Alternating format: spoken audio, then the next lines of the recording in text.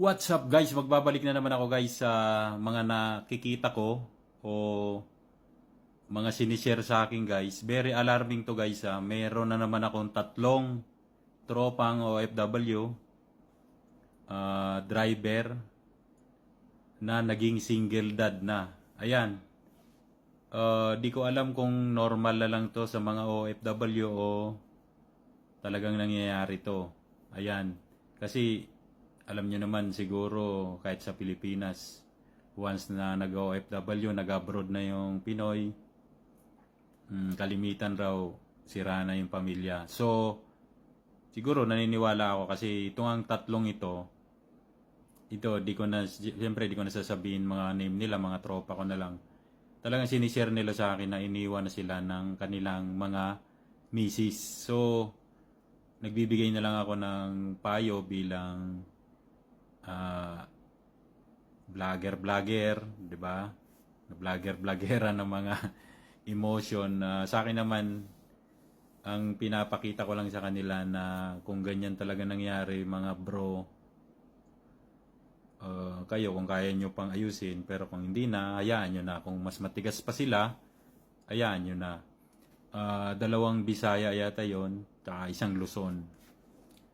Yung isang taga Bisaya, mostly na-trigger ako doon kasi maliit pa yung mga anak nila. Dalawa. Nasa 30s pa lang siya. 37 na yata siya ngayon.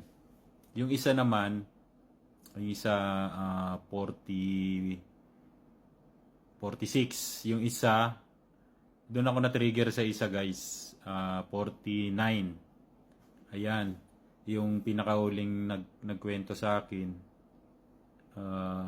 wala na boss. Binlock na ako ng asawa ko, tuluyan nang nawala. Sabi ko nga, ayaan mo na lang kung ayaw na talaga, wag na nating pilitin. 'Di ba? Kung ayaw na. Ang kwan kasi doon, sabi niya, ano bang mali ko? Lahat naman ng sweldo niya raw pinapadala niya. 2,000 yung sahod niya, 1,800 na nga ang pinapadala niya, 200 lang pangkain niya. Kwento pa nga niya sa akin na, alam mo, nagtsatsaga na nga lang ako sa ulam, pakpak ng manok. Pinagkakasya niya yun sa isang buwan. Bumibili siya ng, mura lang kasi yung pakpak ng manok dito, minsan makakuha ka ng 5 real. Siguro, sa 4 na linggo, bibili lang siya ng mga 4 na plate nun, o every week. Kasi driver naman siya. Kaso iniwan pa rin siya ng asawa niya. So ang pinakapayo ko, hayaan mo na. Kasi kung yun ang gusto ng asawa mo, hayaan mo na. Kasi nasa Biblia naman yan, binago na yung golden rule na kung ano ang gusto ng kapwa mo, ibigay mo. Di ba? Hindi na kasi tayo yung makalumang batas na kung anong ginawa sa iyo ng kapwa mo, gagawin mo rin. So, wag mong gayahin 'yon. 'Di ba? Kung ano mang ginawa niya sa iyo, wag mong gayahin. Hayaan mo lang siya. 'Yun ang pinakamagandang ire-revenge mo sa kanya. Ganun guys. So, sabi ko naman doon sa 49, doon ako na-trigger kasi iniisip nga niya patanda na siya. Ano bang may anak pa ba kayong maliliit? Wala naman, wala na raw. Lahat ng anak niya may asawa na. So, okay ka naman, sabi ko. Sabi niya okay naman. Ang sabi nga niya sa akin, kung pwede nga lang, di na siya uwi ng Pilipinas. Diyan na siya tatanda sa amo niya.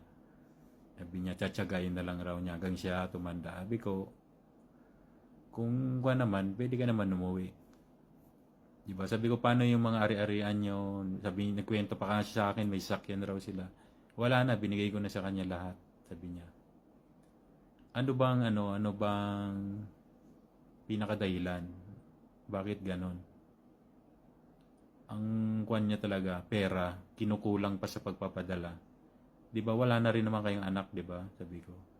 Ewan ko, sabi niya, kasi may mga raw sila, gastusin.